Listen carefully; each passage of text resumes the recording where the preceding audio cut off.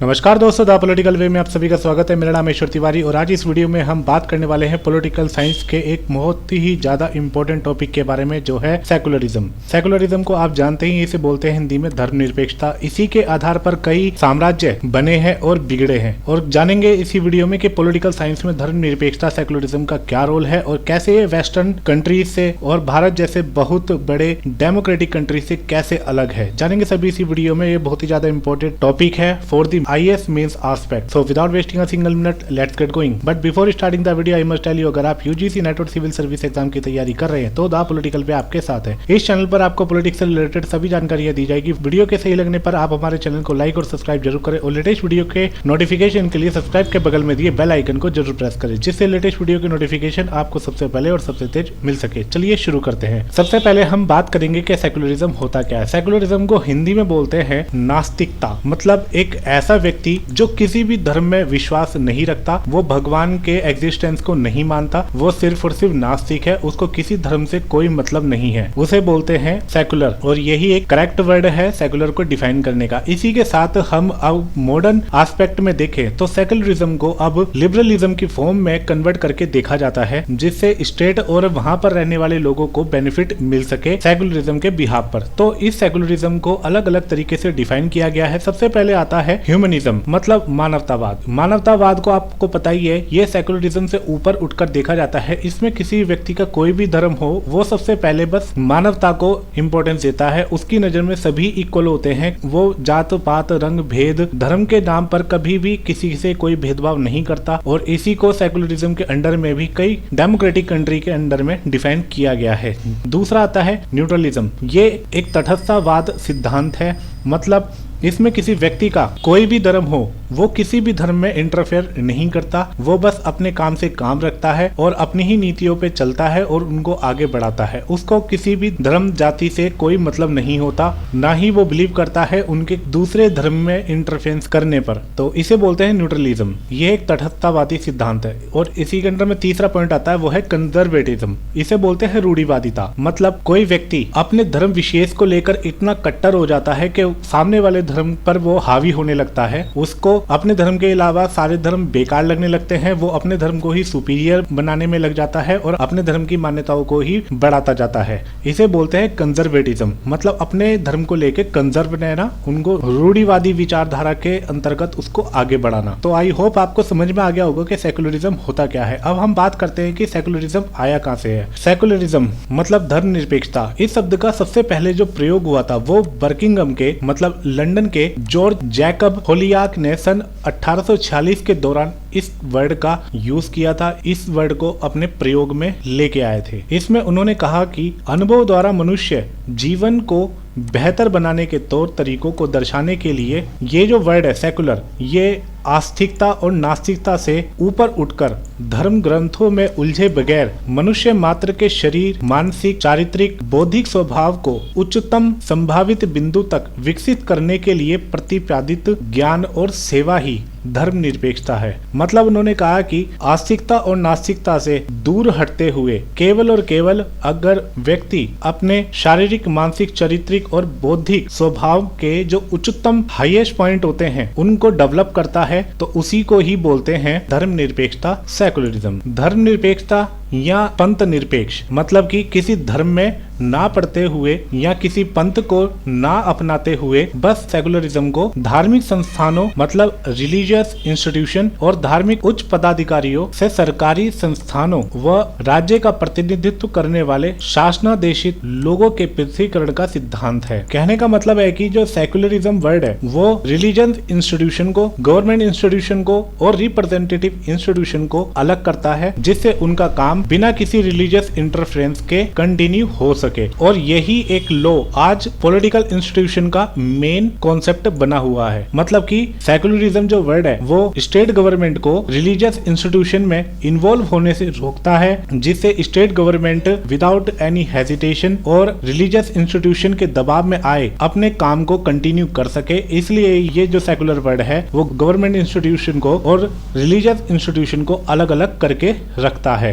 धर्मनिरपेक्षता के मूलतः दो प्रस्ताव हैं। पहला है, राज्य के संचालन में नीति निर्धारण में धर्म का हस्तक्षेप नहीं होना चाहिए। जैसा मैंने आपको बता दिया है कि पॉलिटिकल इंस्टीट्यूशन में रिलीजियस इंस्टीट्यूशन का इंटरफेरेंस नहीं होना चाहिए, तभी एक पॉलिटिकल इंस्टीट्यूशन स्टेट को कंटिन्यू और अच्छे से रन कर सकता है। क्योंकि आप जानते ही हैं कि हर स्टेट में अब मिक्स लोग रहने लग गए हैं। मतलब कि आप किसी भी कंट्री में चले जाइए, वहां पे आपको हिंदू, मुस्लिम, सिख, ईसाई, जैन, पारसी, बौद्ध धर्म, मतलब विभिन्न रिलीजन के लोग एक स्टेट में आपको देखने को मिल जाएंगे। अगर उस स्टेट पर रिलीजियस इंस्टीट्यूशन का दबदबा रहेगा तो वो अपनी पॉलिसी को लिबरली तौर पर रन नहीं कर पाएंगे और वहां पर जो माइनॉरिटी होगी उनको भेदभाव का सामना करना पड़ेगा। इसलिए ये जो सेकुलर वर्ड है ये पॉलिटिकल इंस्टीट्यूशन को रिलीजियस इंस्टीट्यूशन से अलग रखता है, जिससे पॉलिटिकल इंस्टीट्यूशन किसी भी दबाव में आए विदाउट एनी डिस्क्रिमिनेशन सबको समान इक्वली ट्रीटमेंट कर सके। इससे सभी धर्मों के लोग कानून, संविधान और सरकारी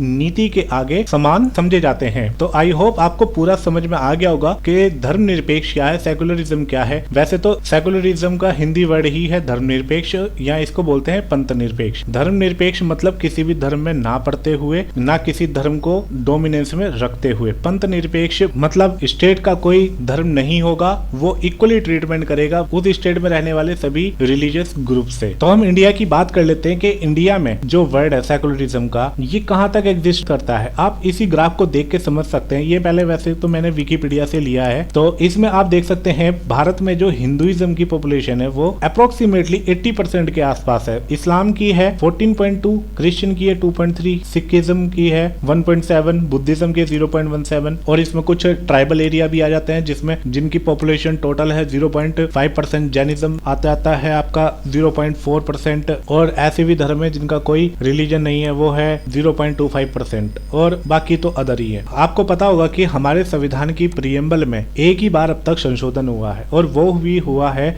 42nd कॉन्स्टिट्यूशनल अमेंडमेंट एक्ट के द्वारा 1976 में। और इसी कॉन्स्टिट्यूशनल अमेंडमेंट के द्वारा हमारे प्रीएम्बल में सेकुलर वर्ड का यूज किया गया और सेकुलर वर्ड का यहाँ पे यूज किया गया है इन द एस्पेक्ट ऑफ धर्मनिरपेक्ष और पंथ निरपेक्ष। मतलब कि इंडिया का कोई अपना स्पेशल धर्म नहीं होगा, उसका कोई अपना धर्म नहीं होगा और वो पंथ निरपेक्ष की नीति पर चल के सभी लोगों को इक्वली ट्रीट करेगा। इसका मतलब ये बिल्कुल भी नहीं है कि वो हर रिलीजन में इंटरफेरेंस करेगा या उनको दबाने की कोशिश करेगा, क्योंकि आप जानते ही हैं कि फंडामेंटल राइट्स में भी हमको आर्टिकल 25 से 28 तक राइट टू रिलीजन फ्रीडम दी गई है और इसी सेकुलर वर्ड के द्वारा हमारा जो संविधान है वो हर धर्म को इक्वली ट्रीट करता है पंथ निरपेक्ष नीतियों पर चलते हुए। तो ये जितना भी बेसिकली कंटेंट है इसमें से 90% मैंने कंटेंट दृष्टि IAS की वेबसाइट से लिया है। भारत के एस्पेक्ट में हम धर्मनिरपेक्षता के अर्थ के बारे में बात करें तो इसमें धर्मनिरपेक्षता का अर्थ है राज्य राजनीति या किसी गैर धार्मिक मामले में धर्म को दूर रखेगा और सरकार धर्म के आधार पर किसी से भी कोई भेदभाव नहीं करेगी। दूसरा आता है धर्मनिरपेक्षता का अर्थ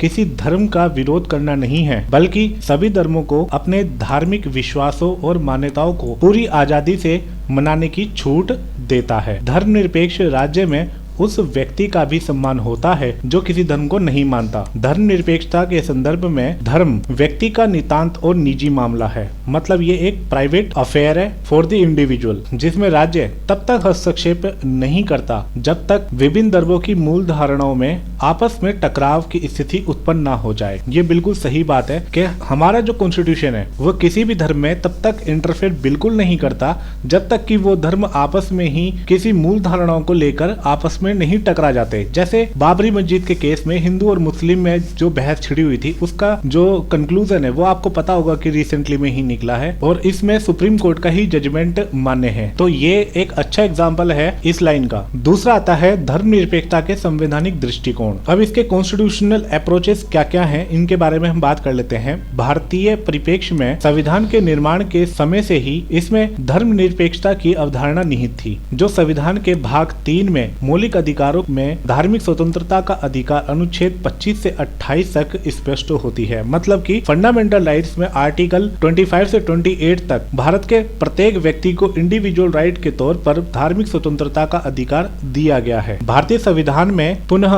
धर्म धर्मनिरपेक्षता को परिभाषित करते हुए 42वां संवैधानिक संशोधन 1976 द्वारा इसकी प्रस्तावना में पंथ निरपेक्ष शब्द को जोड़ा गया। ये इसके बारे में मैंने आपको पहले ही बता दिया है। यहाँ पंथ निरपेक्ष का अर्थ है भारत सरकार धर्म के मामले में तटस्थ रहेगी, मतलब न्यूट्रल रहेगी। उसका अपना कोई धर्म पंथ नहीं होगा तथा देश में सभी नागरिकों को अपनी इच्छा के अनुसार धार्मिक उपासना का अधिकार होगा। भारत सरकार ना तो किसी धार्मिक पंथ का पक्ष लेगी और ना ही किसी धर्म पंथ का विरोध करेगी। पंथ निरपेक्ष राज्य में धर्म के आधार पर किसी नागरिक से भेदभाव ना कर प्रत्येक व्यक्ति के साथ समान व्यवहार करेगी। भारत का संविधान किसी धर्म विशेष से जुड़ा हुआ नहीं है। ये थे हमारे constitutional approach in the aspect of secularism. अब हम बात करते हैं कि धर्मनिरपेक्ष के सामने क्या क्या चुनौतियां अब तक आ चुकी है या किन किन चुनौतियों का अब तक सामना कर रहा है हमारा देश। भारत में हमेशा से ही धर्मनिरपेक्षता का मुद्दा सार्वजनिक वाद विवाद का और डिबेट का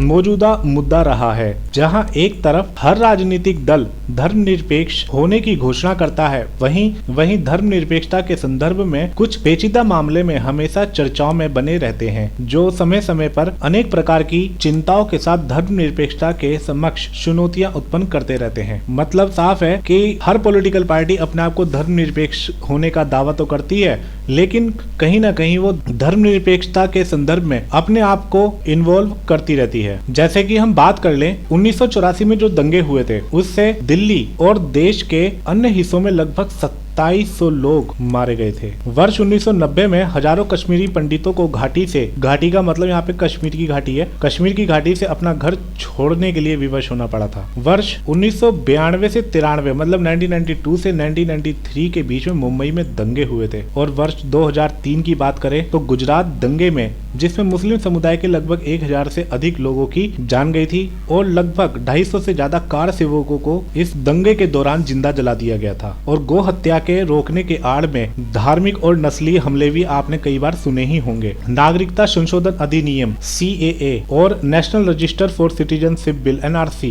इसके खिलाफ भी देश भर में कई बार आपने विरोध प्रदर्शन और हिंसा देखी होगी। उपरोक्त सभी उदाहरणों में किसी न किसी रूप में नागरिकों के एक समूह को बुनियादी जरूरतों से दूर रखा गया है। इन सभी एग्जाम्पल में आप देख सकते हैं कि किसी न किसी रूप में नागरिकों के एक समूह को बुनियादी जरूरतों से दूर रखा गया है। इसका रिजल्ट है कि भारत में धर्मनिरपेक्षता समय समय पर धार्मिक कट्टरतावाद, उग्र राष्ट्रवाद और तुष्टीकरण की नीति के कारण शंका और विवादों से घिरी रहती है। अब बात करते हैं हम इसके समाधान की। चूँकि धर्मनिरपेक्षता संविधान के मूल ढांचों का अभिन्न अंग है, अतः सरकारों को चाहिए कि वह इसका संरक्षण सुनिश्चित करे। आपको पता होगा कि SR बोमई बनाम भारत गणराज्य मामले में वर्ष 1994 में सुप्रीम कोर्ट ने एक ऑर्डर पास किया था, जिसमें उन्होंने कहा था कि अगर धर्म को राजनीति से अलग नहीं किया गया तो सत्ताधारी दल का धर्म ही देश का धर्म बन जाएगा, और ये हो भी रहा है। अतः राजनीतिक दलों को सर्वोच्च न्यायालय के इस निर्णय पर अमल करने की आवश्यकता है।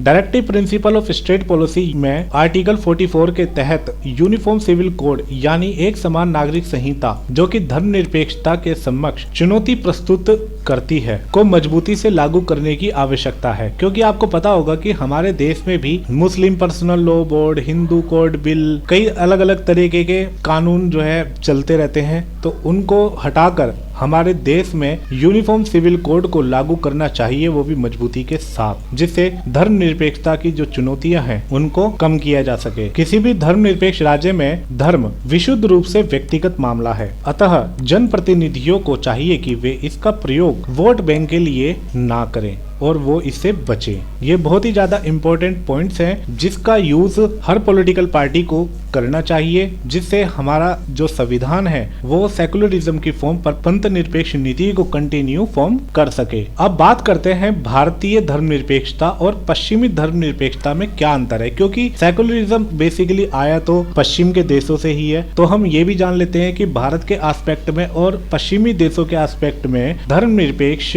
मतलब सेकुलरिज्म कहाँ तक एग्जिस्ट करता है और पश्चिमी देशों से मतलब यूरोपियन कंट्री से और इंडिया के एस्पेक्ट में इसको किस नजरिए से देखा जाता है। पश्चिमी देश का मतलब यहाँ पे यूरोपियन कंट्रीज है। पश्चिमी धर्मनिरपेक्षता जहाँ धर्म और राज्य के बीच में पूर्णतः संबंध विच्छेद पर आधारित है। मतलब यूरोपियन कंट्रीज में धर्म और राज्यों के बीच कोई संबंध है ही नहीं, मतलब दोनों इंडिविजुअल हैं और दोनों अलग अलग रन करते हैं, उनका आपस में कोई संबंध नहीं है। वहीं भारत के संदर्भ में अगर देखें तो यहाँ पर अंतर धार्मिक समानता पर सेकुलरिज्म एग्जिस्ट करता है। मतलब यहाँ पर धर्मों की समानता है, यहाँ पर धर्मों को अलग अलग करके नहीं देखा गया है, यहाँ पर सभी धर्मों को समान रूप से इक्वली ट्रीट किया जाता है। पश्चिम में धर्मनिरपेक्षता का पूर्णतः नकारात्मक और अलगाववादी स्वरूप सामने आता है। वहीं भारत में समग्र रूप से सभी धर्मों का सम्मान करने की संवैधानिक मान्यता पर आधारित है।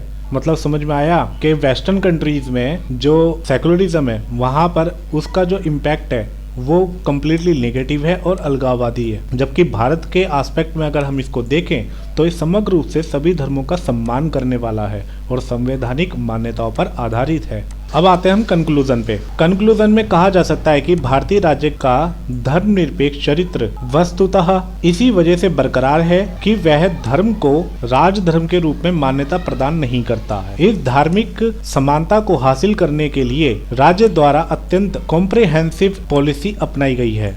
अपनी इसी नीति के चलते वह स्वयं को पश्चिमी देशों से अलग करता है तथा जरूरत पड़ने पर उसके साथ संबंध स्थापित भी कर सकता है। भारतीय राज्य द्वारा समय समय पर धार्मिक अत्याचारों का विरोध करने तथा धर्मनिरपेक्षता के महत्व को समझाने के लिए सभी धर्मों के साथ निषेधात्मक संबंध स्थापित किया गया है। यह दृष्टिकोण मतलब अप्रोचेस अप्रिशियता का प्रतिबंध मतलब कि प्रोहिबिशन ऑफ अनटचेबिलिटी, 3 तलाक, सबरीमाला मंदिर में महिलाओं का प्रवेश जैसी कार्रवाइयां स्पष्ट रूप से झलकती हैं। मतलब साफ है कि जहां पर वेस्टर्न कंट्रीज रिलीजियस मामलों में नेगेटिव रोल प्ले करने में लगी रहती हैं, वहीं भारत एक पॉजिटिव रोल के तहत यहाँ पर धार्मिक मामलों में भी इक्वली ट्रीटमेंट के बिहाफ पर पॉजिटिव कार्रवाई करता है। जैसे आपने देखा होगा कि भारतीय संविधान में आर्टिकल 17 के तहत अप्रिशियता का उन्मूलन मतलब अबोलिशन ऑफ अनटचेबिलिटी, 3 तलाक और सबरीमाला मंदिर में महिलाओं के प्रवेश जैसी कार्रवाइयां करके सरकार ने इक्वल ट्रीटमेंट की परमिशन दी है। तो ये था सब सेकुलरिज्म के बारे में कंप्लीट टॉपिक। आई होप आपको पूरा वीडियो जरूर पसंद आया होगा। गिव अ थम्स अप और मेन एस्पेक्ट से ये बहुत ही ज्यादा क्रूशियल है, सिग्निफिकेंट है, तो आप इसके पॉइंट्स नोट कर सकते हैं। अगर आपको ये वीडियो पसंद आया हो तो give a thumbs up and subscribe this channel. See you in next video. Till then God bless you all, take care and जय हिंद।